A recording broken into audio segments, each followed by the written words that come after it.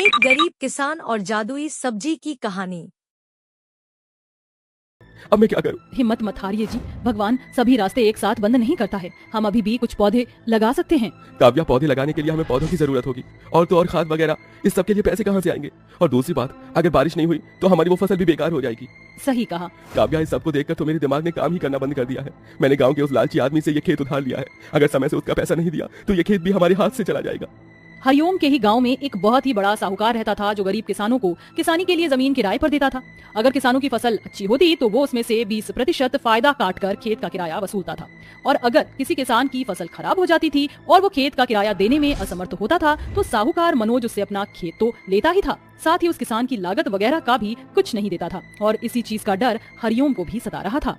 माना हमारे गाँव के साहूकार थोड़े से खुदगर्ज हैं, लेकिन अगर आप उन्हें अपनी परेशानी समझाओगे तो वो जरूर समझ जाएंगे। अरे बेकार की बातें मत करो काव्या, मुझे कुछ देर को अकेला छोड़ दो। हरिओम ऐसे बोलकर बस खेत के अंदर जा ही रहा था कि तभी एक भिखारी उसके पास आया। बेटा, अरे बेटा, ऊपर वाले के नाम पर कुछ दे दो, भगवान तुम्हारी मदद करेगा। बाबा लो बाबा। हरिओम ने अपनी जेब से निकालकर 10 रुपए उस भिखारी को दे दिए। शुक्रिया बच्चा, भगवान तेरी हर दुविधा को दूर करे। वो बाबा हरिओम को दुआएं देता हुआ चला गया।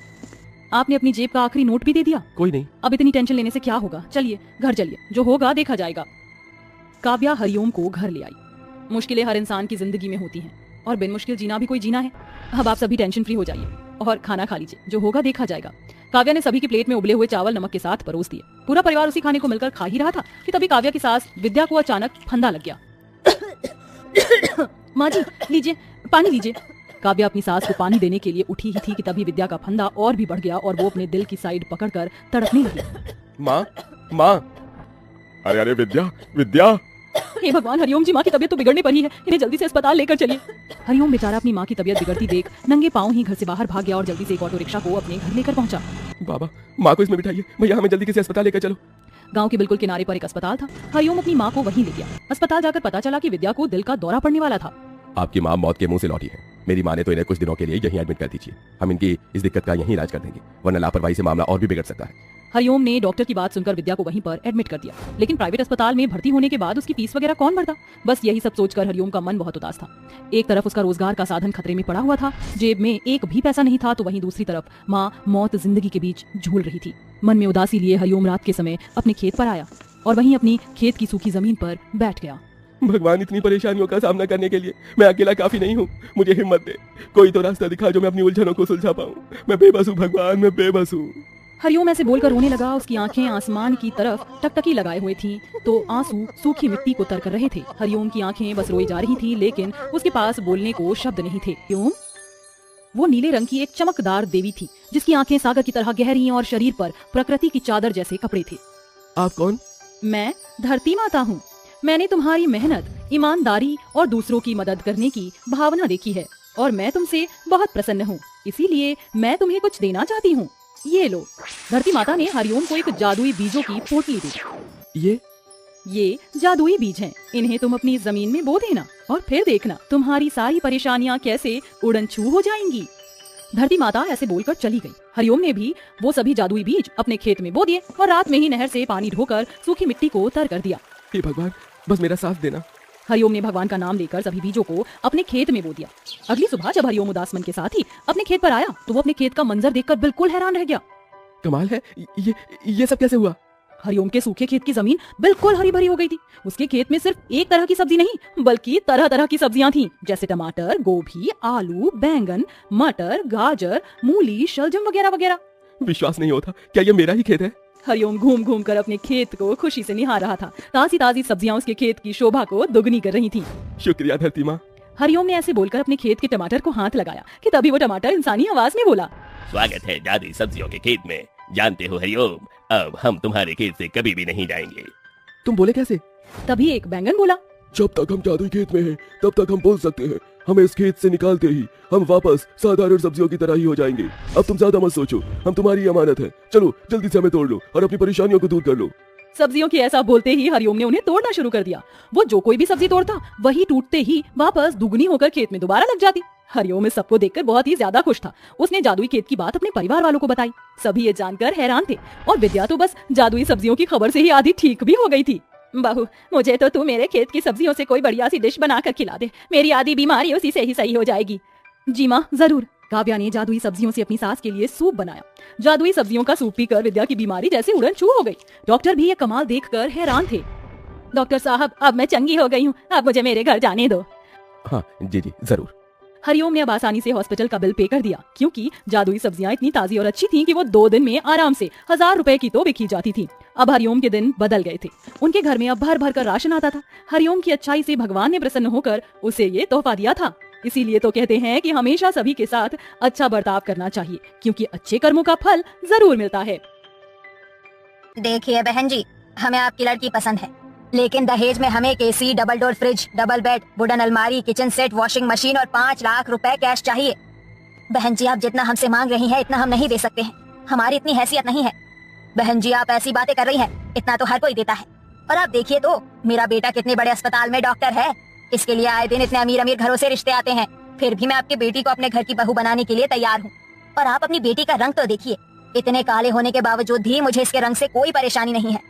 आप ठीक कह रही हैं, लेकिन हम सच में आपको इतना सब कुछ नहीं दे सकते। अब आप लोग की इतनी हैसियत नहीं थी तो हमें बुलाया क्यों? इतना कहकर अमर अपनी माँ उजाला देवी को लेकर वहां से चला जाता है और बेचारी किंजल रोते हुए अपने कमरे में चली जाती है। ये पहली बार नहीं था कि किसी ने किंजल के काले रंग की वजह से उससे शादी करने से इनकार कर दिया था। इससे पहले भी किंजल के लिए कई रिश्ते आए थे, लेकिन उसके काले रंग की वजह से या तो वो रिश्ते वाले मना कर देते थे या तो लड़के वाले बहुत ज्यादा दहेज मांगते थे। माँ जी, आप क्यों रो रही हैं? अगर आप रोएंगी तो किंजल को कौन संभालेगा? मेरी मासूम बच्ची की क्या गलती है? अगर उसका रंग काला है तो क्या काली लड़कियों को शादी करने का कोई हक नहीं है?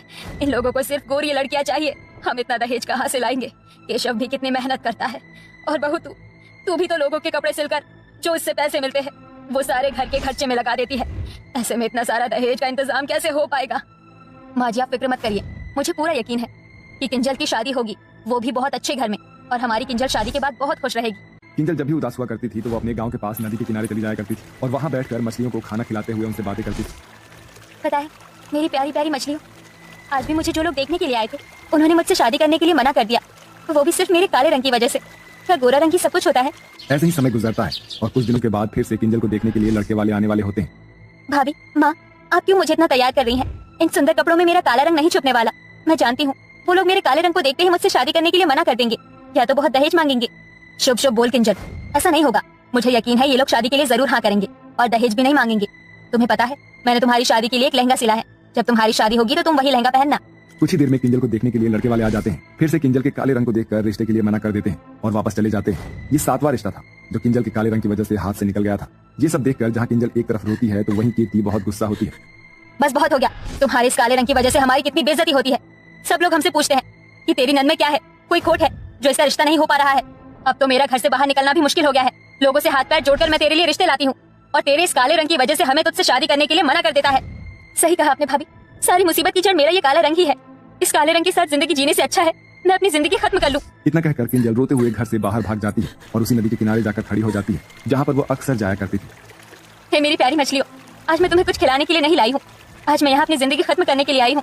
इस काले रंग के साथ जिंदगी नहीं जी सकती मैं लोगों के ताने सुन सुन के थक चुकी हूँ। मुझे अपने पास बुला लो और अपने अंदर हमेशा के लिए संभालो। इतना कहकर किंजल उस नदी के अंदर कूद जाती है। किंजल नदी की गहराई में जा रही होती है कि तभी कुछ सफेद चमकदार रोशनी किंजल को उस नदी के बाहर ले आती है और बाहर लाकर किनारे पर लेटा देती है। थोड़ी देर में किंजल को होश आता है और वो देखती है कि उसके सामने एक देवी खड़ी होती है। तुम कौन हो? मैं तो इस नदी के अंदर कूद गई थी, तो मैं बाहर कैसे आई? मेरा नाम जल देवी है और मैं इस नदी की देवी हूँ। मैं हमेशा देखती थी कि तुम अक्सर इस नदी की मछलियों को खाना खिलाने के लिए यहाँ आया करती थी। तुम तो इतनी अच्छी हो, तो तुम खुदकुशी क्यों कर रही थी? जल देवी के पूछने पर किंजल अपने ऊपर बीती सारी बातें जल देवी को बता देती है, जिसे सुनकर जल देवी कहती है, बस इतनी सी बात? तुम इतनी सी बात के लिए अपनी इतनी अनमोल जिंदगी खत्म करने के लिए जा रही थी? तुम अपने इस काले रंग को लेकर परेशान होना, अब तुम्हें इस रंग को लेकर परेशान होने की कोई जरूरत नहीं है। इतना कहकर वो जल देवी अपनी जादुई छड़ी से एक जादू करती है और देखते ही देखते उस जल देवी के हाथ में एक सोने का लहंगा आ जाता है और वो सोने का लहंगा किंजल को देते हुए कहती है, ये सोने का लहंगा एक जादुई सोने का लहंगा है। तुम जब इस जादुई सोने के लहंगे को पहनोगी तो तुम्हारा रंग काले से गोरा हो जाएगा और तुम बहुत सुंदर लगोगी। ये जादुई सोने के लहंगे की मदद से तुम हर उस लड़की की मदद कर सकती हो जिसकी उसके काले रंग की वजह से शादी नहीं हो पा रही। इतना कहकर वो जल देवी दोबारा से नदी के अंदर चली जाती है। वहीं किंजल उस सोने के जादुई लहंगे को लेकर वापस अपने घर आती है और अपनी भाभी से ये सारी बातें कहती है।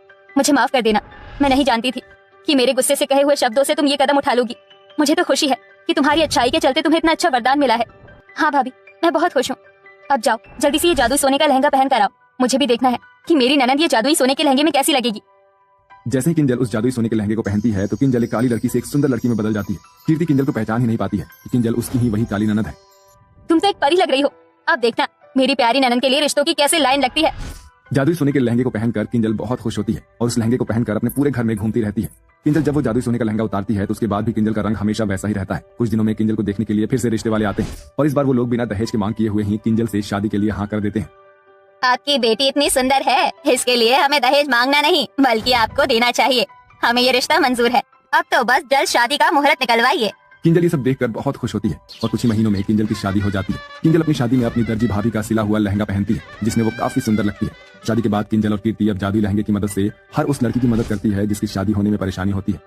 बानी, अब तुम्हें परेशान होने की कोई जरूरत नहीं है। देखो, इस जादुई सोने के लहंगे की मदद से तुम बिल्कुल सुंदर बन जाओगी और हर कोई तुमसे शादी करने के लिए हाँ ही बोलेगा। सच, मैं भी किंजल की तरह सुंदर बन जाऊंगी जब मैं ये जादुई सोने का लहंगा पहनूंगी। बानी, तुम तो मुझसे भी ज्यादा सुंदर लगोगी। जिसके बाद किंजल वो जादुई सोने का लहंगा बानी को दे देती है और बानी जैसे ही उस जादुई सोने के लहंगे को पहनती है तो वो भी किंजल की तरह ही खूबसूरत लड़की के रूप में बदल जाती है और बानी की भी शादी एक बहुत अच्छे से घर में हो जाती है। अब अक्सर किंजल और कीर्ति उस जादुई सोने के लहंगे की मदद से हर किसी लड़की की मदद किया करती थी।